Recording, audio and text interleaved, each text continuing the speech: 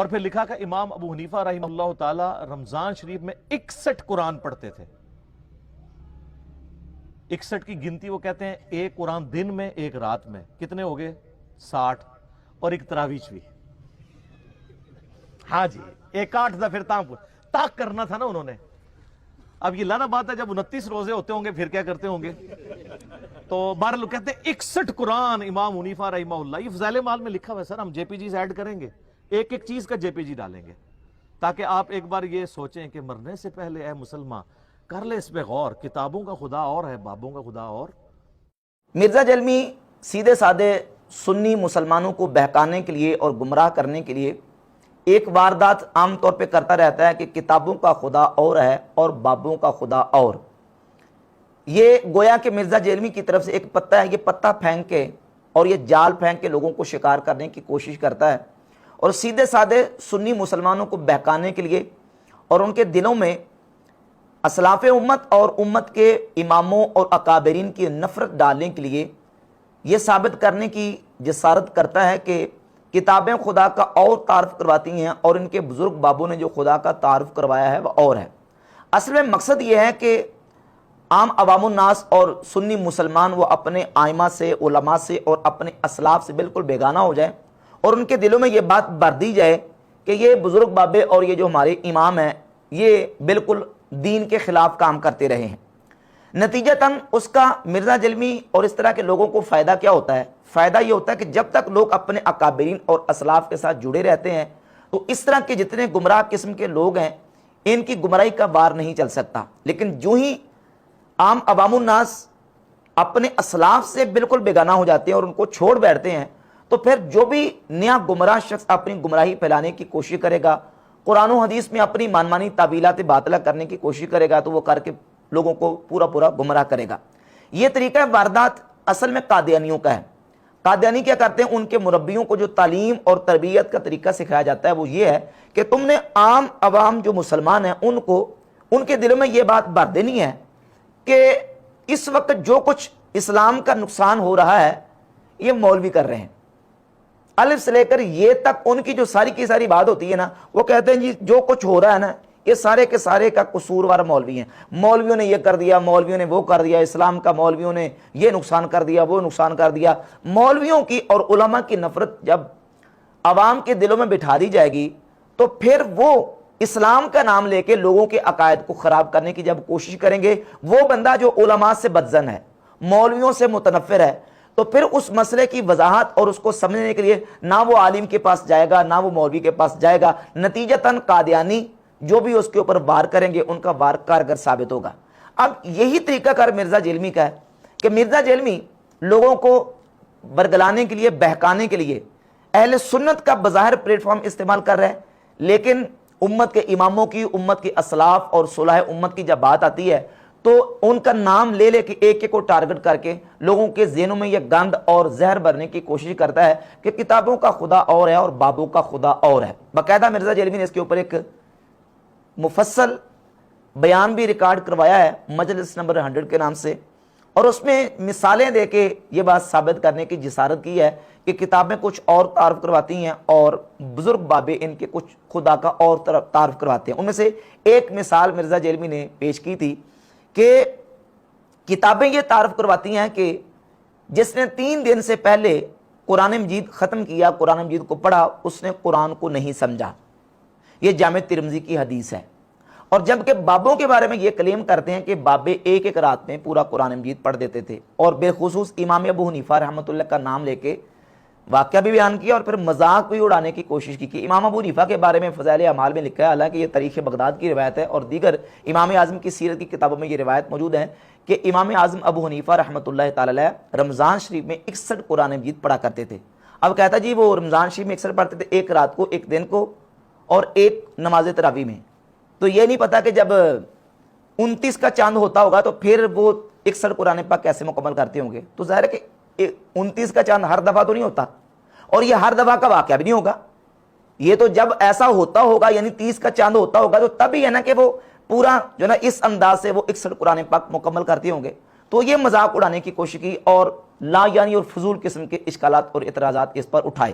تو بحمد تعالیٰ میں نے اللہ کے فضل و کرم سے دلائل کے ساتھ یہ ثابت کیا تھا کہ بھائی اگر اس وجہ سے تم یہ کہتے ہو کہ کتابوں کا خدا اور ہے اور بابوں کا خدا، اور کتابیں کہتی 3 دن سے پہلے قرآن نہیں پڑھنا اور بابے جو نا وہ رمضان شریف میں 61 قرآن پاک پڑھ رہے ہیں، تو اس بنیاد پر تو پھر تمہیں یہ بھی کہنا پڑے گا کہ صحابہ کا خدا اور ہے اور کتابوں کا خدا اور ہے، کیونکہ یہ عمل تو صحابہ اکرام نے بھی کیا، جن میں سے بالخصوص سیدنا عثمان غنی رضی اللہ تعالیٰ عنہ کی ذات اقدس کے حوالے سے الطبقات الکبریٰ میں اور مصنف ابن ابی شیبہ میں، سنن دارقطنی میں اور شرح معانی الاثار میں یہ روایت صحیح سند کے ساتھ ثابت ہے کہ سیدنا عثمان غنی رضی اللہ تعالیٰ عنہ نہ صرف ایک رات میں بلکہ ایک رکعت میں مکمل قرآن مجید کی تلاوت فرمایا کرتے تھے۔ اور امام ترمذی رحمۃ اللہ علیہ نے جامع ترمذی میں حدیث نمبر 2946 جو میرے پاس دارو احیاء تراث العربی بیروت لبنان کو نسخہ میں اس کا حوالہ پیش کر رہا ہوں،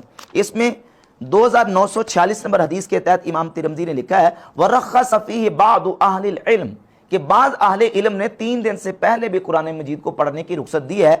وَرُوِيَ عَنْ عثمان بن عفان رضی اللہ تعالیٰ عنہ کانا یقرأ القرآن فی رکعت یوتر بہا کہ حضرت عثمان غنی رضی اللہ تعالیٰ عنہ سے یہ روایت کیا جاتا ہے کہ وہ ایک رکعت میں، صرف ایک رکعت میں مکمل قرآن مجید تلاوت کیا کرتے تھے۔ اور اسی طرح سعید بن جبیر تابعی کے حوالے سے لکھا ہے امام ترمذی نے 2946 میں روایت کی تحت وہ بھی ایک رکعت میں خانہ کعبہ کے اندر پورا قرآن مجید تلاوت کیا کرتے تھے۔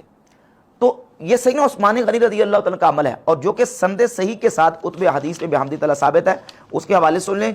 مصنف ابن ابی شیبہ میں 3710 نمبر حدیث ہے، اس کے علاوہ طبقات الکبریٰ میں جلد 3 صفحہ 53 پر اور شرح معانی الاثار میں امام طحاوی رحمۃ اللہ علیہ نے اس حدیث کو ذکر کیا جلد نمبر 1 صفحہ نمبر 294 پر، سنن دارقطنی میں جلد نمبر 2 صفحہ نمبر 34 پر یہ روایت موجودہ طبقات الکبریٰ میں دیگر کتب احادیث میں موجود ہے کہ عثمان غنی ایک رکعت میں مکمل قرآن مجید تلاوت کیا کرتے تھے۔ اور ان کے علاوہ سیدنا تمیم داری رضی اللہ تعالیٰ عنہ سے مصنف ابن ابی شیبہ میں 3711 نمبر اور شرح معانی الاثار میں 1912 نمبر حدیث ہے کہ سیدنا تمیم داری رضی اللہ تعالیٰ عنہ بھی اسی طریقے سے مکمل رات کو قرآن مجید پڑھا کرتے تھے۔ سیدنا عبداللہ ابن زبیر صحابی رسول رضی اللہ تعالیٰ عنہ سے شرح معانی الاثار میں امام ابو جعفر محمد بن سلامہ طحاوی رحمۃ اللہ علیہ نے 1914 نمبر حدیث بیان کی، اور علامہ مروزی نے قیام اللیل کے صفحہ 63 پر یہ روایت بیان کی ہے کہ عبداللہ بن زبیر رضی اللہ عنہ صحابی رسول بھی ایک رکعت میں قرآن مجید پڑھا کرتے تھے۔ سیدنا عبداللہ ابن عباس رضی اللہ تعالیٰ عنہ سے آپ کے شاگرد ابو حمزہ نصر بن عمران تابعی نے سوال کیا، سنن کبریٰ للبیہقی میں جلد 2 صفحہ 396 پہ موجود ہے، تو عبداللہ ابن عباس رضی اللہ تعالیٰ عنہ نے بھی ان کو قرآن مجید اس طریقے سے پڑھنے کی اجازت عطا فرمائی۔ تو یہ صحابہ اکرام رضی اللہ تعالیٰ عنہ سے بحمد تعالیٰ ثابت ہے کہ وہ ایک ایک رکعت میں ایک ایک رات میں پورا قرآن مجید تلاوت کیا کرتے تھے۔ تو اب کیا مرزا یہ کہنے کی جسارت کرے گا کہ کتابوں کا خدا اور ہے اور صحابہ کا خدا اور ہے؟ صحابہ خدا کا جو تعارف کروا رہے ہیں وہ اور ہے، اور کتابیں جو تعارف کروا رہی ہیں وہ اور ہیں، یہ کہنے کی جسارت کرے گا؟ جب یہاں کہنے کی جسارت نہیں کرے گا تو پھر امت کے اماموں کے بارے میں یہ کیوں جسارت کرتا ہے؟ صرف اور صرف لوگوں کو امت کے ائمہ اور امت کے اسلاف سے متنفر کرنے کے لیے، بدظن کرنے کے لیے۔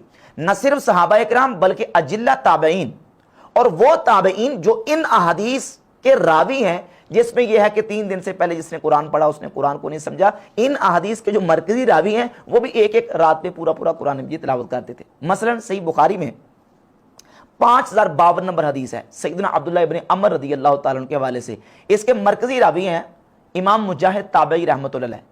امام مجاہد تابعی سے امام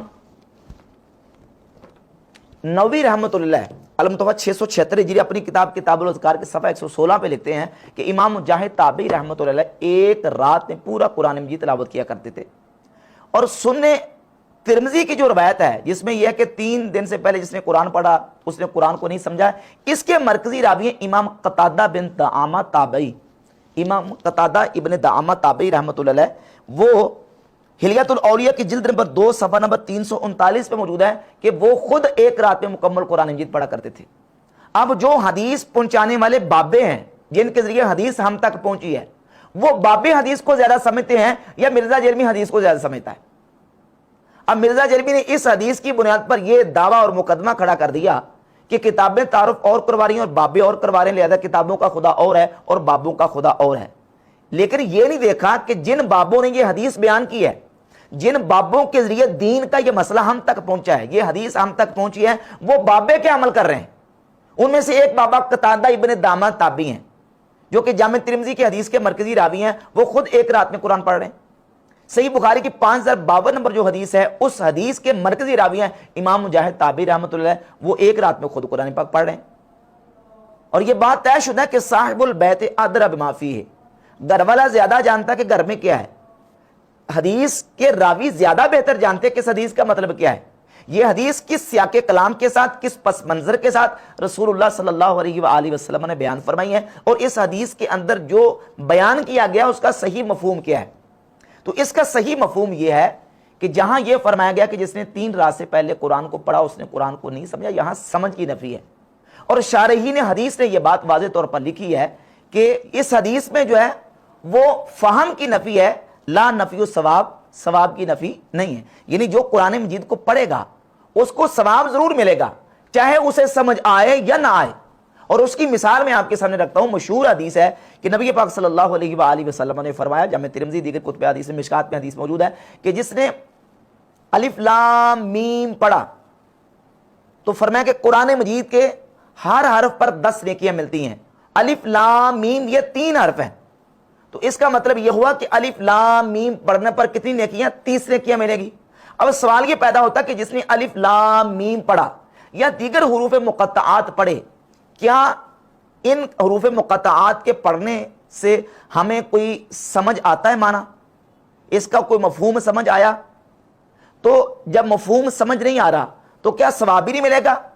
اس پر تو نص حدیث میں موجود ہے کہ ثواب ملے گا، الف لام میم پڑھنے پر 30 نیکیاں ملے گی، لیکن اس کا معنی ہمیں سمجھ نہیں آیا. تو پتہ چلا کہ یہاں جو نفی کی جا رہی ہے وہ نفی فہم کی نفی ہے، ثواب کی نفی نہیں ہے. اور پھر یہ جو حکم ہے یہ بھی عوام اور عام لوگوں کے لیے ہے جو قرآن کے ایکسپرٹ رہے ہیں، قرآن کے سمجھنے والے ہیں، اور جنہوں نے 12 مرتبہ قرآن پاک کو پڑھا، قرآن کی تفسیر پڑھی، قرآن کو سمجھا، وہ اس سے مستثنا ہے.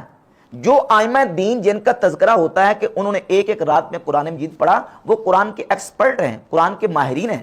سیدنا عثمان غنی ہوں، تمیم داری ہوں، اور سیدنا عبداللہ ابن زبیر رضی اللہ تعالی عنہ ہوں، یا امام قتادہ ابن دعامہ تابعی، امام مجاہد تابعی، امام بخاری، امام شافعی رحمۃ اللہ کے حوالے سے ہلیۃ الاولیاء میں امام ابو نعیم اصفہانی نے صحیح سند کے ساتھ ذکر کیا کہ امام شافعی رحمۃ اللہ وہ رمضان شریف میں 60 قرآن مجید پڑھا کرتے تھے. امام بخاری رحمۃ اللہ کے حوالے سے امام ابن حجر اسقلانی نے فتح الباری کے مقدمہ صفحہ 666 پہ، شعب الایمان میں، طبقات الحنابلہ، طبقات الشافعیہ، تہذیب الکمال، سیر اعلام النبلاء اور تاریخ دمشق اور حدیث کی تقریباً جو اسماء و رجال کی درجن کے قریب کتابیں ہیں جن میں یہ بات موجود ہے کہ امام بخاری رحمۃ اللہ رمضان شریف میں 41 مرتبہ قرآن مجید پڑھا کرتے تھے. اب انہیں اس حدیث کا پتہ نہیں تھا، پتہ تھا، انہیں معلوم تھا کہ ایک تو یہاں فہم کی نفی ہے، ثواب کی نفی نہیں، اور دوسرا جو ہے وہ یہاں جو بیان کیا جا رہا ہے وہ اس کا خاص پس منظر اور سیاق کلام ہے. اور وہ سیاق کلام یہ ہے کہ نبی پاک صلی اللہ علیہ وآلہ وسلم نے یہ حکم حضرت سیدنا عبداللہ ابن عمر رضی اللہ تعالی عنہ کو فرمایا. یہ اس وقت کی بات ہے کہ جب کہ عبداللہ بن عمر رضی اللہ تعالی عنہ شادی کے بعد ابھی نئی نئی شادی ہوئی تھی تو وہ کیا کرتے تھے، ساری رات وہ قرآن مجید پڑھتے رہتے تھے، دن کو روزہ رکھتے تھے. تو حضرت عمر ابن عاص نے نبی پاک علیہ الصلوۃ والسلام کی بارگاہ میں آ کے گزارش کی کہ حضور ان کی بیوی سے میں ملا ہوں. جب ان کی بیوی سے میں نے پوچھا تو بیوی نے یہ کہا کہ یہ آدمی تو نیک ہے عبداللہ، لیکن یہ مجھے وقت کم دیتا ہے، تو حضور آپ انہیں سمجھائیں. تو حضور علیہ الصلوۃ والسلام نے عبداللہ بن عمر کو بلایا اور بلا کے یہ کہا کہ یہ بتاؤ کہ روزہ کس طرح رکھتے ہو، کیف تصومو، صحیح بخاری کی 5052 نمبر حدیث ہے. تو انہوں نے عرض کی حضور میں روزانہ روزہ رکھتا ہوں. فرمایا کیف تختمو، یہ بتاؤ کہ تم قرآن کس طرح ختم کرتے ہو، یعنی کتنا قرآن پڑھتے ہو. تو انہوں نے عرض کی حضور میں ہر رات مکمل قرآن مجید تلاوت کرتا ہوں. یہ صحیح بخاری کی 5052 نمبر حدیث ہے. مرزا یہاں یہ کہہ رہا تھا کہ نبی علیہ الصلوۃ والسلام نے صحابہ کرام سے فرمایا کیا تم اس بات سے بھی عاجز ہو کہ تم جو نا وہ قرآن پاک کا تیسرا حصہ روزانہ تلاوت کر سکو. تو صحابہ کرام نے عرض کی حضور ہم میں سے کون اس کی طاقت رکھتا ہے. تو اس سے نتیجہ یہ نکلا کہ صحابہ کرام تو 10 پارے بھی رات نہیں پڑھ سکتے تھے. تو سارا قرآن کس طرح پڑھا جا سکتا ہے، حالانکہ اس حدیث کا مفہوم یہ نہیں ہے.